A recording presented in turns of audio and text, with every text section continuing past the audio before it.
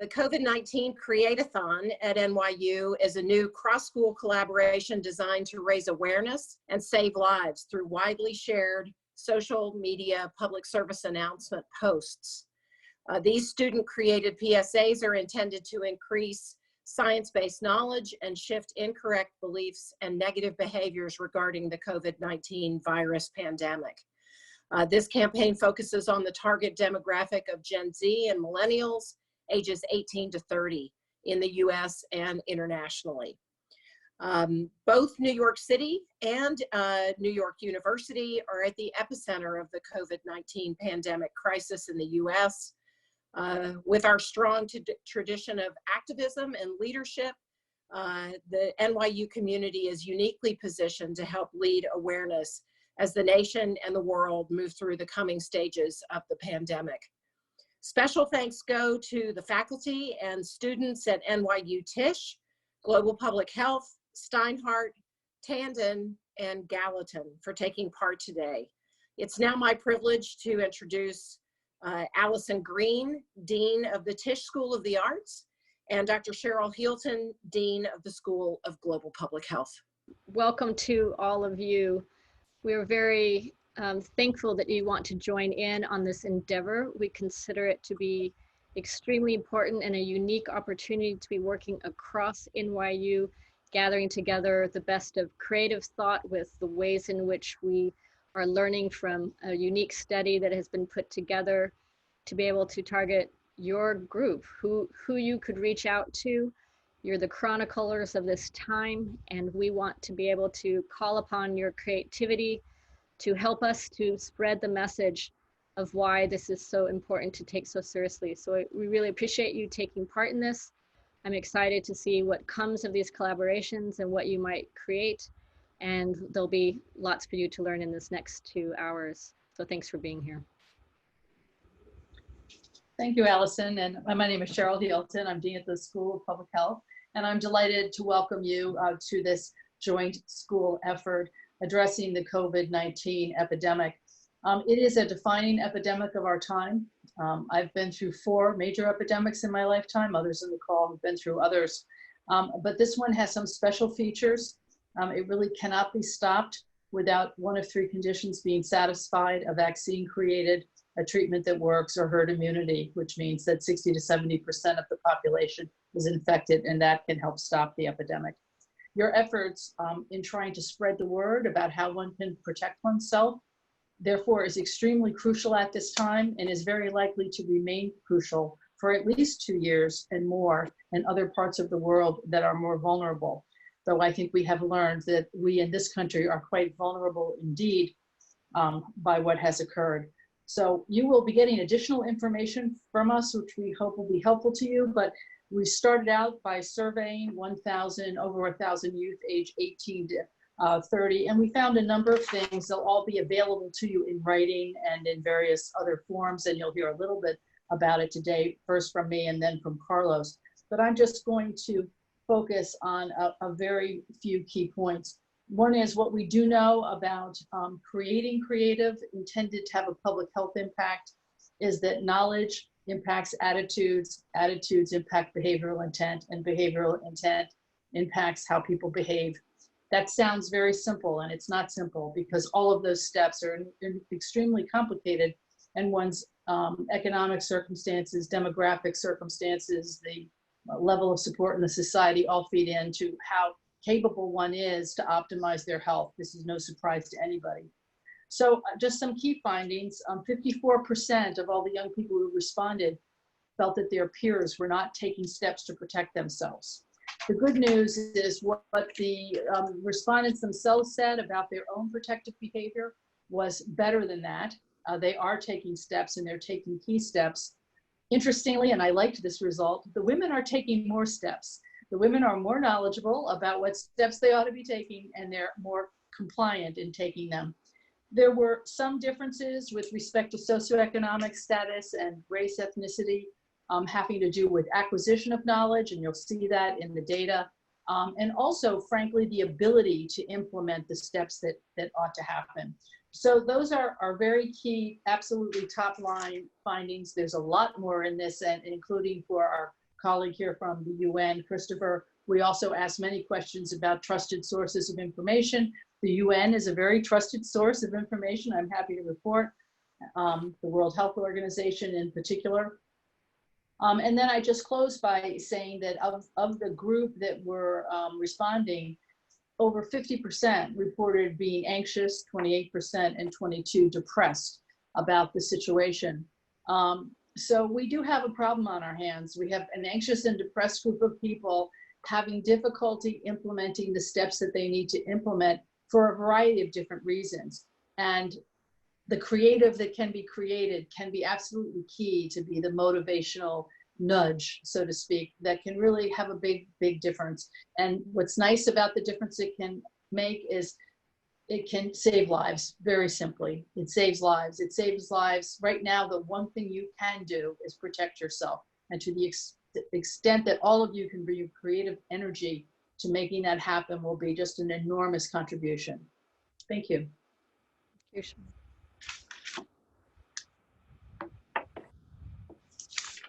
So I'd now like to welcome Dr. Carlos Terenas. Dr. Terenas is director of NYU's Music and Social Change Lab. He's also a clinical music and global health associate professor at NYU Steinhardt and the School of Global Public Health. Carlos? Hello, everybody. How are you guys doing? Just a quick hello to Ellen. I'm seeing just Ellen. Hi, Ellen. Hi. Hi, Aparna. Hi, Lynn. Hi, Joanna. Hi, Lucia. So, hi. And we're welcoming more students as we continue. But I think it's what we're gonna do a create-a-thon. So please stay put. There's gonna be many opportunities for you to interact and participate, and also ask questions, which I'm sure you're gonna start kind of having. Probably you have them already. But just bear with us, and we will start answering those questions.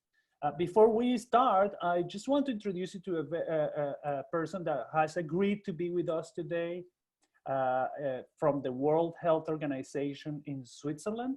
So he's 6 hours ahead of us, so it's a bit late, and we want him to do his introduction and to welcome you to this challenge.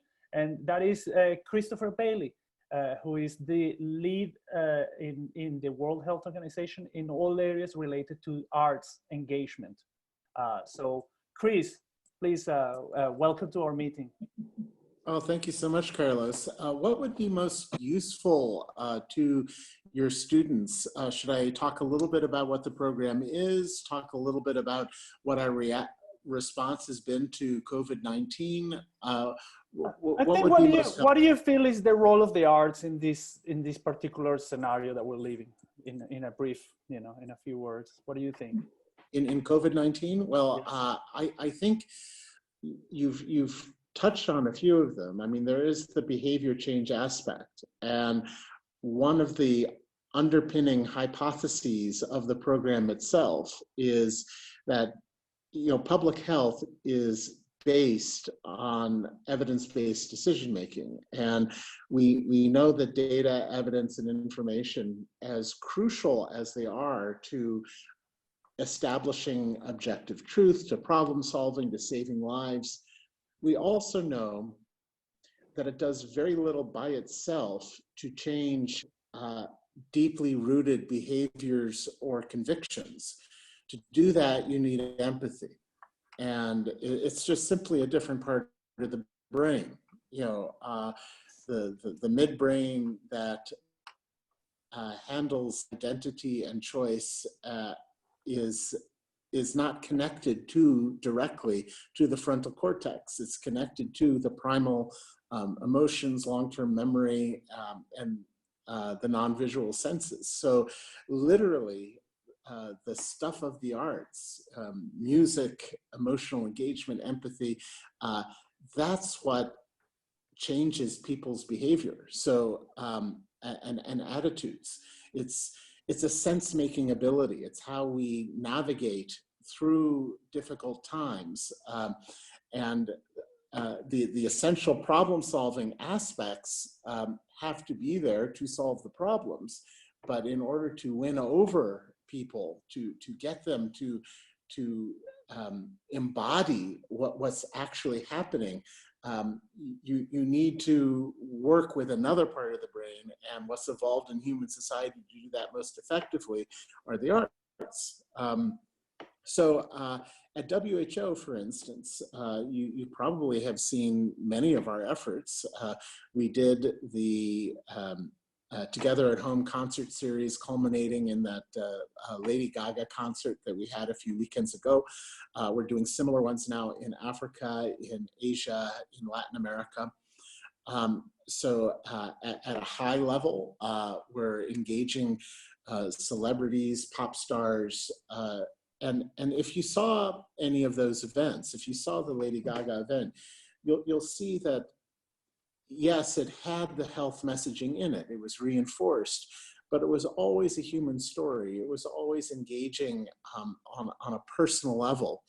And at the end of the day, it was the music itself that created a sense of community, that created a sense of healing, of hope, of trust, as much as the actual information itself that we were trying to get across.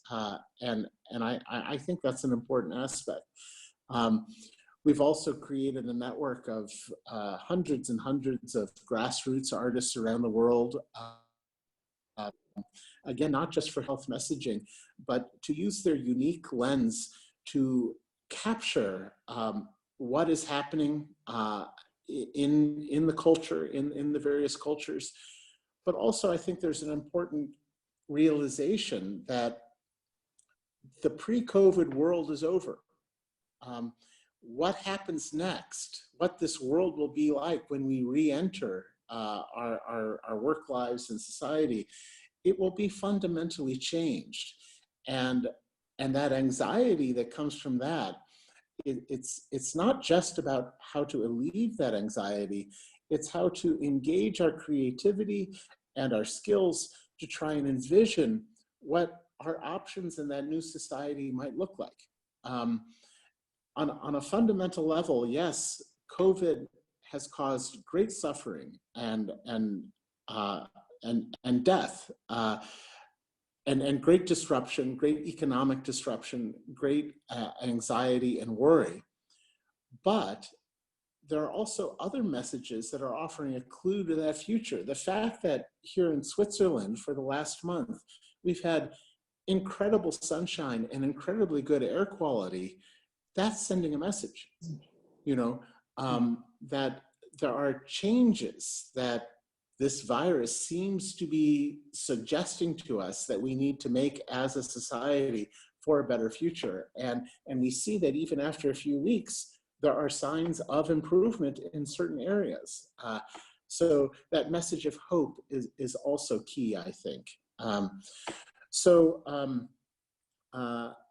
That's sort of an overarching approach that we're taking. I think that so far, the responses that we've been getting around the world to many of these efforts have been terrific and have helped counteract some of the anxiety, both at a local level and at a national level. I guess I want to say,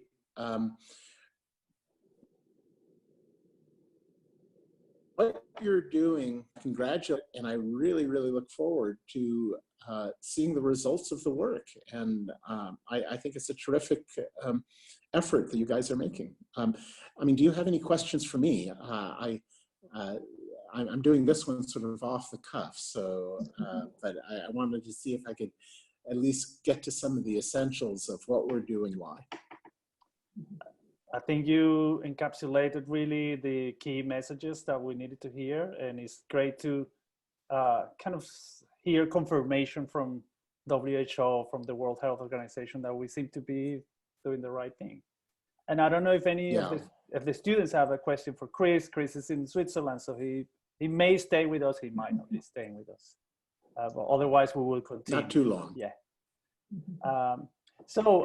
Again, we will open up for questions in a little bit. And I think what we will do is, if Julia allows me, we will continue now with a creative brief by colleagues Peter and Talmash.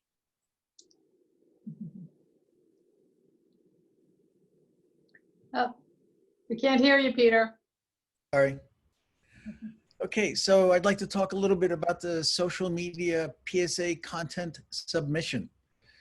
So students, your project, your goal is to submit a 60-second social media PSA for approval by faculty experts. The PSAs can be a short film, an animation, a game, a song, any kind of mashup, performance art, whatever you choose to make. Once finished, your submissions must be made through a Google Drive form, and the password and location for that form will be provided during this Create-a-thon. The PSA initiative is strictly nonpartisan, solution-focused collaboration, and all entries must avoid hate speech, political positioning, and that sort of critique. All PSAs must include a kind of hashtag, so that a hashtag of your choice, so that student participation, impact, and shareability can be verified and measured. At the end of the Create-a-thon, we'll figure out which hashtags resonate the best to work with. After submission, NYU faculty experts will review and approve each submission or ask for a revision of the submission to meet the guidelines. Upon final approval, the school will post entries to NYU social media accounts and will also ask notable alumni and others to repost submissions they like.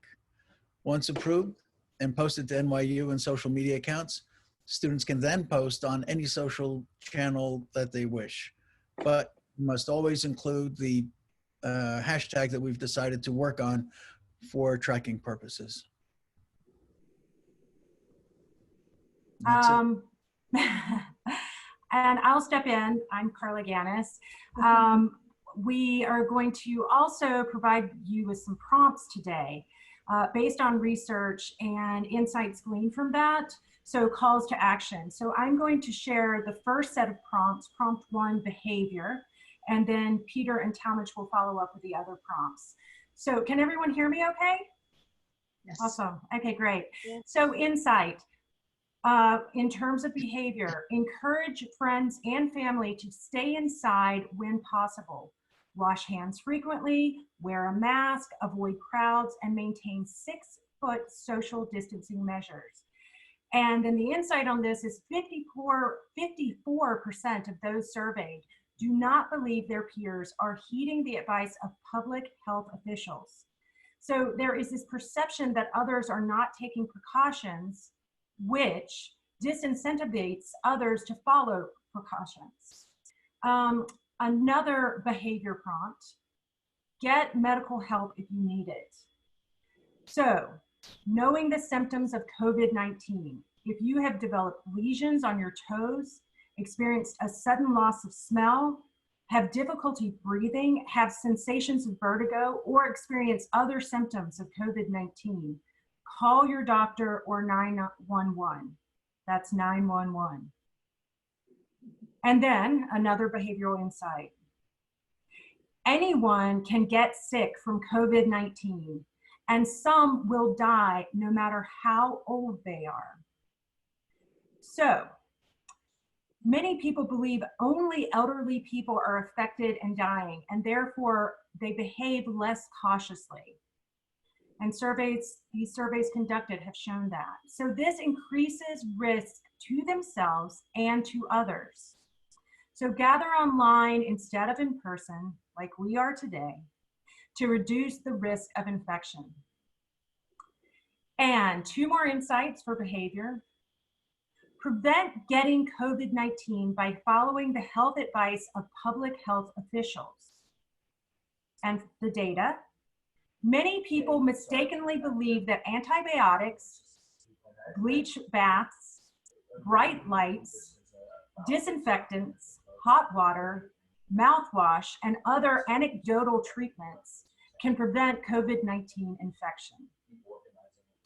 And the final behavior call to action, encourage friends and family who are struggling emotionally to seek mental health assistance. And the data shows 22% of those surveyed say they are depressed due to COVID-19. And 28% say they are more anxious.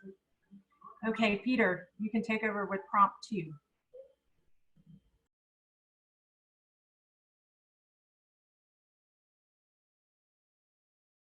You're muted, Peter. You're muted.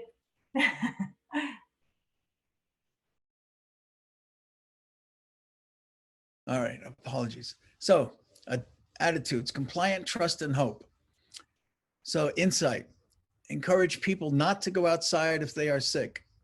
13% of the people surveyed think they can go outside if they're slightly sick.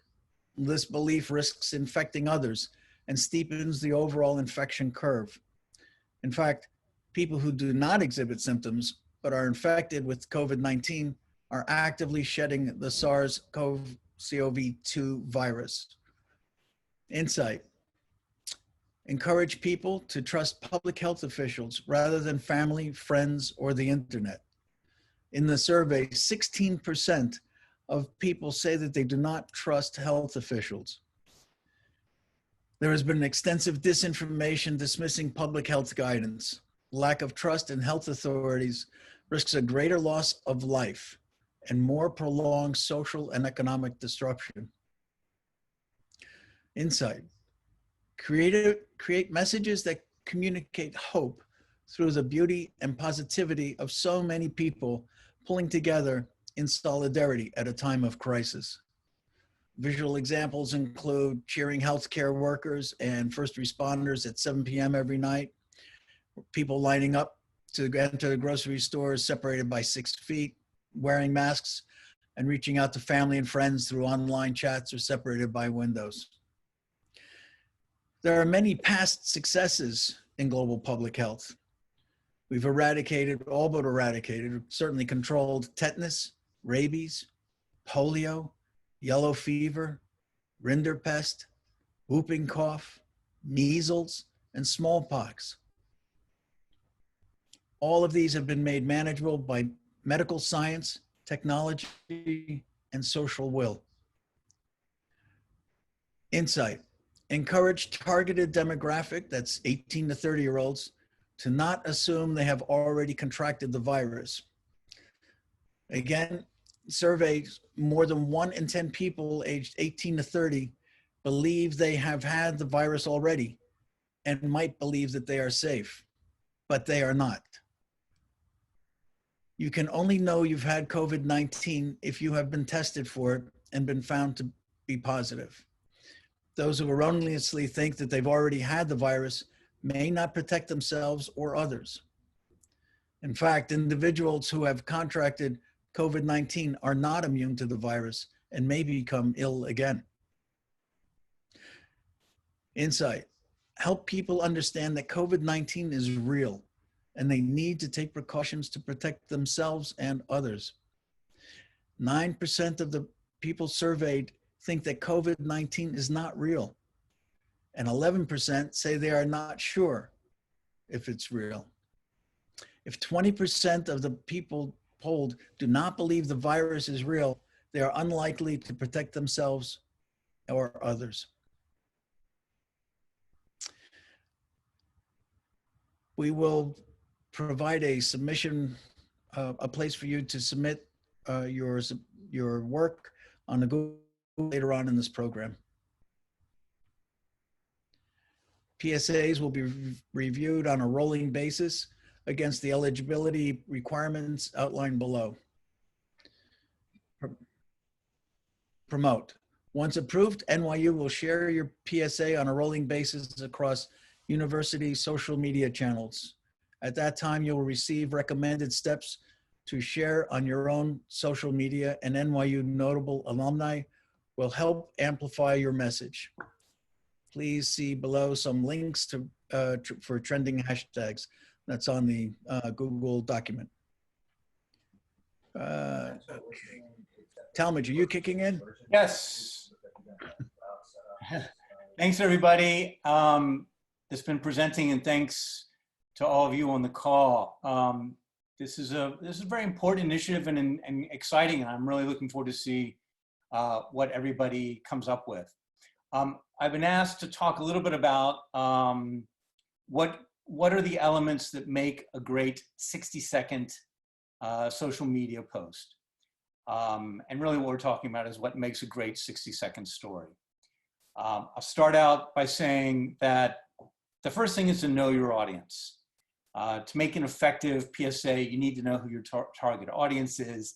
And in this case, your target audience is 15 to 30-year-old Gen Z and millennials, which is good because I think that's probably most of you guys.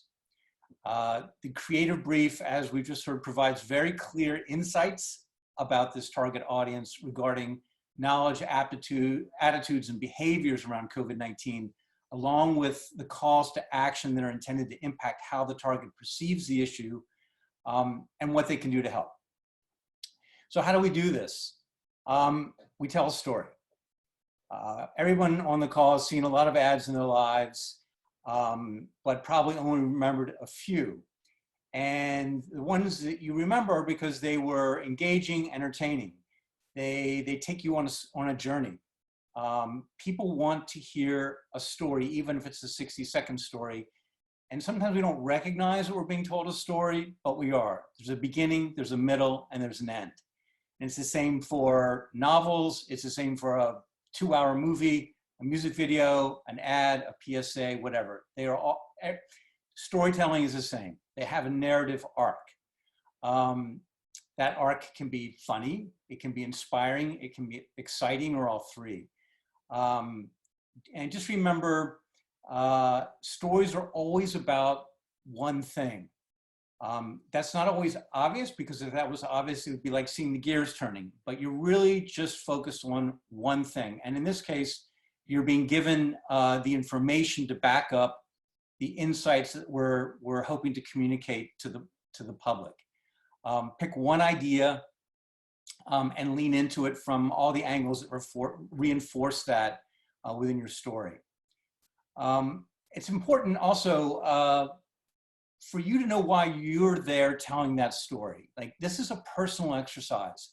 You have all the tools you need. You have in your head, you have concept, you have actors, music, jokes you can figure out. But at the end of the day, the PSA has to stand for something and that you believe in, and that authenticity is crucial to the PSA being effective. PSAs need to have a voice, and that voice really needs to be your voice. And it's up to you to define what that is. Typically, the best place to start is just being honest with yourself. What do you believe in? What do you care about? What do you want the world to take away from this work that you're creating? Probably a lot of you are thinking, how am I going to do this? I'm in my apartment or my dorm or my parents' house. I don't have many tools at my disposal. And I'm going to tell you, it doesn't really matter. Whatever tools you have to create a 60-second video, you can do it. If it's just a phone, you can do it. If it's a phone and you happen to have a great mic, awesome. And there are a lot of programs that can do add effects and things like that, if that's what you want. Just make sure that everything that you implement in terms of the tools of your storytelling serve the story, serve your voice and your vision for what you're trying to communicate. They should never be gratuitous or distracting or gimmicky. If something doesn't add to the message in the story, lose it. Everything in your work needs to be essential. About humor and emotion. Humor is usually mentioned as the most common reason people respond to any ad or PSA. It's just a universality because behind humor, if you make someone laugh, you're touching them deeply, you're reminding them something that's familiar, ironic, and that can be a very powerful tool. But these spots don't have to be funny. They can also be quite emotional. And that, again, goes back to if something touches you and you can identify what it is about that thing that's touching you, then it's probably going to touch somebody else if you tell the story well. Just remember, I think that a joke or a moment that brings a tear to someone's eye is not the point of you telling the story. The point is to make your message powerful, moving, and memorable. And really, in this case, we're asking you to key off certain insights and behavioral goals in the people that we talk to. Finally, I want to talk about music, which is one of the most powerful elements at your disposal. You may write a spot with a certain piece of music in mind, but remain open to trying others as you are in the midst of the editing process. Editing is a process of discovery, and just be open to executing on your vision and then remaining at all times open to ideas as they come to you. And I think you'll find that that will help lead you to the most powerful piece. And the final piece of advice is films, novels, stories are all about one thing. They're not about 5 things or 4 things or 3 things or 2 things. They're about one thing. And we all have a tendency to try to kind of add these angles to it. But choose the thing that your story is about, and stay on top of that, and don't be distracted by shiny ideas that come into your head that don't reinforce that one idea. You have 60 seconds. And like I said, the 60 seconds is the same as a novel, same as a film. They're about one thing. When you land on that thing and it resonates, and you maybe pitch it to a few people and they're like, that sounds great, then you're ready to go. Thanks. And we're here at your disposal, by the way. Great. Thank you, Thomas.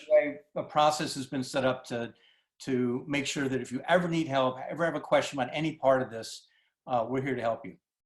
Excellent. Well, thank you very much, Thomas, and thank you very much to the creative team. Now what I will do is almost open up the time when you're going to be able to ask questions.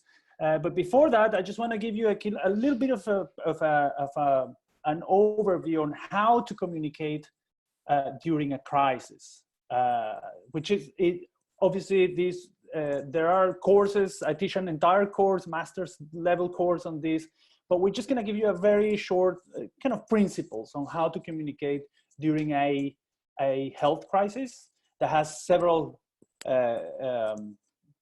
factors going on. And I'll share my screen just to walk you through a few slides that I will then share with you when I'm done. Okay. So let me just start by sharing my screen. But what do you do when you communicate during a health crisis? And to understand an epidemic and the communication during an epidemic, there are 3 things that are going at the same time. One is crisis, the other one is risk, and the other one is health education, right? And crisis communication is addressing uncertainty and anxiety, right? The risk communication is related to panic and fear, and the fear that is natural that we feel now. But how to reduce that, how your communication can help reduce that level of panic. And the last is health education, which is the need for appropriate knowledge. And as you heard from the data we have been discussing, there are certain areas where knowledge is unclear, right? So what are the symptoms, whether if I am symptomatic, I can go out, whether people that do not have symptoms are still shedding the disease. And this is actually not just our knowledge, it's the scientific knowledge is not yet clear even. So there are obviously issues here. Then how do you communicate is when you're thinking about your work, use plain language. And I call it a street language, mainly because you don't want to sound scientific. You don't necessarily, even though we're basing this on science output, you don't need to necessarily tell people the science. We're not necessarily communicating science, we're communicating prevention, right? So focus on that. Use peer-to-peer pressure. Speak to people your age. Show examples of people your age, as opposed to appealing to authorities, which is what all the other communication interventions are trying to do, right? This is precisely designed for you to pressure your own network of people. Please take note of social justice. Social justice is very important. Acknowledge that the crisis affects people differently. For example, stay at home if you can. This is a an ad that is out in New York. I took this photo here this morning. I wore my face mask. But if you see, it says, stay home if you can. And this is acknowledging that there are people in different social and economic conditions that can simply just stay at home, right? So be inclusive of that. Speak to your own community. Use, for example, a different language if you have one. This doesn't have to be only in English. You can use Spanish or other languages. Of course, we will need the translation in order to evaluate it, but feel free to kind of explore that. And recognize that you may be in an advantageous position with respect to others, in the sense that you might have a house to stay, a room for yourself, but others might not. And I think part of what has been talked about is the need for empathy in the communication. What to avoid? There are many reasons around why you should avoid certain type of messages. There is theory and evidence behind these, obviously, in opposing this and also supporting this, but roughly, just to give you a kind of a very quick idea, try to avoid messages that induce fear. Fear is a tricky thing to handle in a communication and intervention because you don't know what the reaction will be. Messages related to politics, as was described before, physical threats. So the type of, if you don't use the face mask, you will be put in jail. Because this tends to, particularly for this audience, tends to generate resistance. It's like, well, you know, who's gonna put me in jail? I'm just giving you a very, very brief example. Replicating misinformation, and this is obviously what part of what we have been talking about is what information is truthful and what is not. So try to make sure that whenever you are getting information, you are getting it from the brief that has been shared with you here, and it was presented already and will be shared with you as a document. Avoid messages that claim the origin of a disease in a particular country or region, because essentially this doesn't help anymore. Whether the disease came from China and got to New York and went to Italy, it's all over now, and it doesn't really add. And this is around basically avoiding blame, like this was your fault or whoever's fault. What type of messages can you do? You have heard it already, just a brief overview. Compliance, the idea of staying at home, physical distancing instead of social distancing, and hygiene and sanitation, the idea of washing hands and keeping clean. Trust, based on the data we collected, trusting health workers and health leaders is essential. Trusting the American public, we found that in the survey, actually, a lot of young people consider that the only people that can solve this problem is the people themselves. Institutions like the World Health Organization and the CDC also appear to be trusted sources of information, and other positions of power like parents, teachers, professors, those that can help provide guidance. Hope, the idea of addressing the emotional impact of the epidemic, not just the symptoms, not just the hospitalization, but there is an emotional impact that all of us are suffering. Hope for those that have lost jobs, for example. Solidarity with elderly and key workers, those that are outside, ensuring that we are getting food and we can stay at home safe. Reassurance that the crisis will be over. And also highlighting survivors' stories. And this is very important because it sends a very clear message in regards to hope that there are people that have survived. Misinformation, you heard it, the idea that coronavirus is not real, unfounded rumors, unconfirmed information, and urban myths. For example, gargling hot water with salt would prevent coronavirus.